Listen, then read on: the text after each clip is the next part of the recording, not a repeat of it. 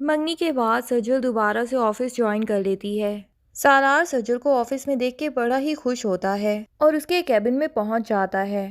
سجل سالار کو دیکھ کے تھوڑا کنفیوز ہو جاتی ہے، جیسے اسے اچھا نہیں لگ رہا، اور سالار بھی اسے کہہ دیتا ہے کہ میری زندگی کا مقصد اب صرف یہی رہ گیا ہے کہ ایک بار پھر سے تمہارا ٹرسٹ جیت سکوں۔ لیکن سجل کو اب دوبارہ سالار پہ ٹرسٹ آنے میں واقعی وقت لگے گا، کیونکہ ایک دفعہ نہیں بلکہ سالار 2 دفعہ سجل کا بھروسہ جیت کے ہار چکا ہے۔ آفس کا ٹائم ختم ہو جاتا ہے اور جیسا کہ سجل اپنی گاڑی آفس کو واپس دے چکی ہے تو ابھی اسے گاڑی کی کیز دوبارہ نہیں ملی ہوتی۔ وہ آفس کے باہر کھڑی ہوتی ہے، آٹو کا ویٹ کر رہی ہوتی ہے تاکہ گھر جا سکے۔ سالار اس کے پیچھے پہنچ جاتا ہے اور اسے کہتا ہے کہ یہاں کیوں کھڑی ہو؟ تو سالار کو یاد آتا ہے کہ سجل کی گاڑی تو وہ آفس کے ہینڈ اوور کر چکی تھی، یقیناً یہاں آٹو کا ویٹ کر رہی ہوگی۔ تو وہ سجل سے کہہ دیتا ہے کہ آؤ گاڑی میں بیٹھ جاؤ، لیکن سجل ذرا ہچکچا جاتی ہے اور اسے کہتی ہے کہ نہیں، میں آٹو میں گھر چلی جاؤں گی۔ پر سالار کہتا ہے کہ مجھے اپنی بات دوبارہ دہرانے کی بالکل عادت نہیں، چلو فوراً سے گاڑی کے اندر بیٹھو۔ یہ سچ ہے کہ سجل کو سالار سے ڈر تو لگتا ہے کہ شاید وہ پہلے کی طرح پھر سے اس کو دھوکہ ہی دے رہا ہوگا اور کسی بھی موڑ پہ ساری سچائی بتا دے گا کہ یہ تو صرف میں نے کسی دوست یا ریلیٹیو سے شرط لگائی تھی۔ لیکن پھر بھی سالار کا یوں حکم دے کے اسے گاڑی میں بٹھانا اسے اچھا لگتا ہے اور وہ گاڑی میں بیٹھ جاتی ہے چپ چاپ۔ لیکن وہ سالار سے کوئی بھی بات نہیں کرتی، بالکل ریزرو ہو کے بیٹھتی ہے، اور سالار کو سجل کی یہی باتیں بہت زیادہ پسند آتی ہیں کہ وہ اپنی لمٹ کبھی بھی کراس نہیں کرتی۔ ایون منگنی ہو جانے کے بعد بھی وہ سالار سے خود سے باتیں ہی نہیں کر رہی۔ سگنل پہ گاڑی رکتی ہے تو ایک بچہ پھولوں کے گجرے لے آتا ہے اور ان کو دعا دیتا ہے کہ اللہ آپ کی جوڑی سلامت رکھے۔ سالار کو تو یہ دعا جیسے بہت ہی پسند آ جاتی ہے، وہ اس بچے سے 2 گجرے بھی لے لیتا ہے اور اسے بہت سے پیسے دے دیتا ہے اور یہ گجرے سجل کو دے دیتا ہے۔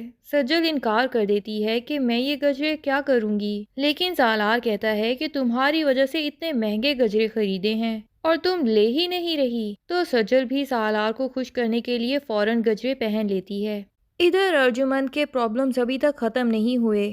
اس نے نہ تو تابش کو ایز اے داماد ابھی تک ایکسیپٹ کیا ہے اور نہ ہی وہ سجل کو سالار کی بیوی بنتے دیکھنا چاہتی ہے۔ وہ تو سالار اور تیمور پاشا کے سامنے ہی کہہ دیتی ہے کہ اتنے گھٹن زدہ ماحول میں پتہ نہیں یہ لوگ رہتے کیسے ہیں اور سانس کیسے لیتے ہیں۔ میرا تو بالکل سانس بند ہو رہا تھا جتنی بھی دیر منگنی کا فنکشن چلا ہے۔ اور سالار سے صاف ہی کہہ دیتی ہے کہ ٹھیک ہے، تمہاری بیوی کی ضد پہ میں نے منگنی کا فنکشن تو اٹینڈ کر لیا، لیکن اگر تمہارے سسرال والوں نے شادی کا فنکشن بھی اسی چھوٹے سے گھر میں کرنے کی ضد کی تو میں پہلے ہی بتا رہی ہوں کہ میں تمہاری شادی میں نہیں آؤں گی۔ سالار تو اس بات کو مذاق ہی سمجھتا ہے اور آنی سے کہتا ہے کہ نہیں، آپ دیکھیے گا، شادی کا فنکشن بہت دھوم دھام سے جیسا آپ چاہیں گی اور جہاں آپ چاہیں گی وہیں ہوگا۔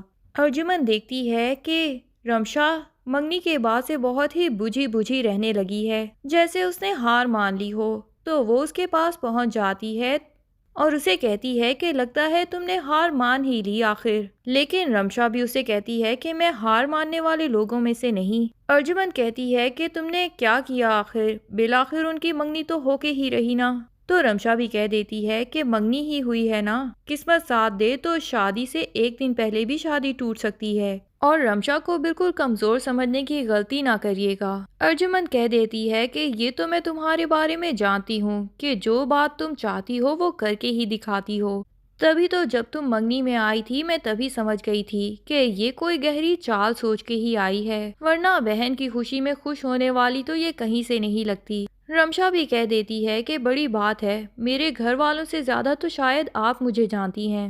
ارجمن اس سے پوچھتی ہے کہ آخر آگے تمہارا ارادہ کیا ہے، کیسے ان دونوں کو ایک دوسرے سے دور کرو گی؟ تو رمشا بتاتی ہے کہ مجھے اپنے ارادے کسی کو بھی شیئر کروانے کی عادت نہیں، میں چھپ کر کے ہی گیم کھیلتی ہوں اور جو رزلٹ آئے گا وہ تو آپ کے سامنے آ ہی جائے گا، اس لیے صرف اور صرف انتظار کیجیے۔ رمشا اس کے بعد گھر پہنچ جاتی ہے۔ یہاں سجل کے روم میں گجرے پڑے دیکھتی ہے تو اسے تنزیہ پوچھ ہی لیتی ہے کہ یہ گجرے کس نے دلوائے۔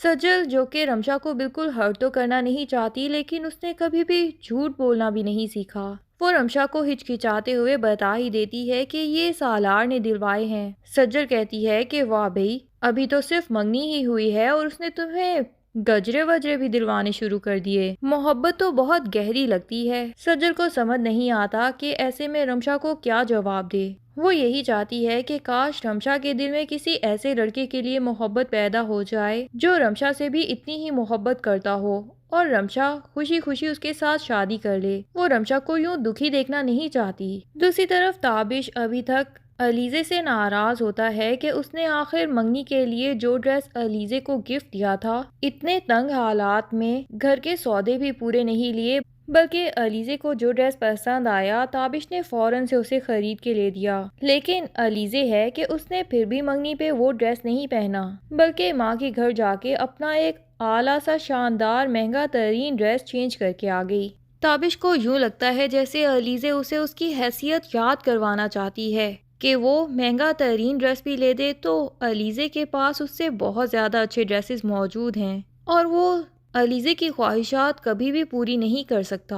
ادھر وہ دیکھتا ہے کہ علیزے اسے خوش کرنے کے لیے کچن میں کھانا بنا رہی ہے، حالانکہ علیزے کو کھانا بنانا بالکل نہیں آتا اور پہلے بھی ایک دو دفعہ ہاتھ جلا چکی ہے، لیکن پھر بھی تابش اس سے ناراض نہ ہو اسی لیے وہ اسے خوش کرنے کے لیے ماں سے کہہ دیتی ہے کہ آج تابش کے لیے کچھ میں بنانا چاہتی ہوں، اور نیٹ سے ویڈیو ڈھونڈ کے اس کے لیے کچھ اچھا سا پکانے لگ جاتی ہے۔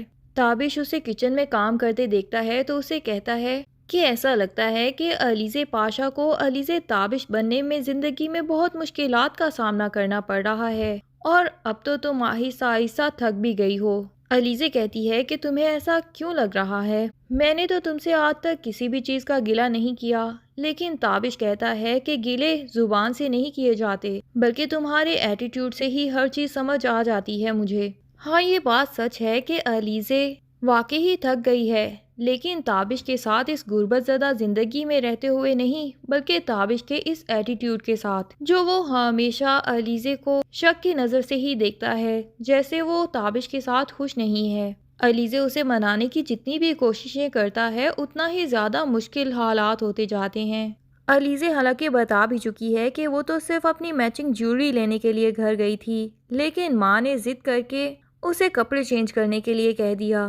اب ماں کی ضد کے آگے تو وہ کچھ بول نہیں سکتی، مجبوراً اسے اپنے کپڑے بھی چینج کرنے پڑے۔ لیکن تابش صاحب اسی بات پہ ناراض ہوتے رہتے ہیں کہ میں جتنا بھی چاہوں شاید میں تمہاری خواہشات پہ پورا نہیں اتر پا رہا، تو بہتر یہی ہوگا کہ اس رشتے کو ختم کر دیں اور تم اپنے والدین کے گھر واپس چلی جاؤ۔ اب علیزے کو یہ بات تو واقعی ہی ناگوار گزرے گی اور وہ ناراض ہو کے اپنے گھر چلی بھی جائے گی۔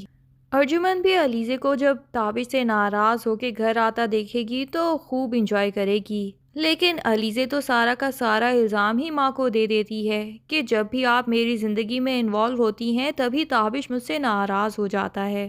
اب کیا تابش کو جلدی کوئی نئی جاب مل سکے گی اور وہ اس لیول کی ہوگی کہ وہ علیزے کی خواہشات واقعی ہی پوری کر سکے، یا یہ رشتہ ارجمن کی وجہ سے ختم ہی ہو جائے گا؟ یہ سب جاننے کے لیے ڈرامے کی اگلی ایپیسوڈز کا انتظار کیجیے۔ تب تک کے لیے اللہ حافظ۔ ویڈیو پسند آئے تو لائک اینڈ کمنٹ ضرور کر دیں اور چینل کو سبسکرائب کرنا نہ بھولیے۔ Thank you.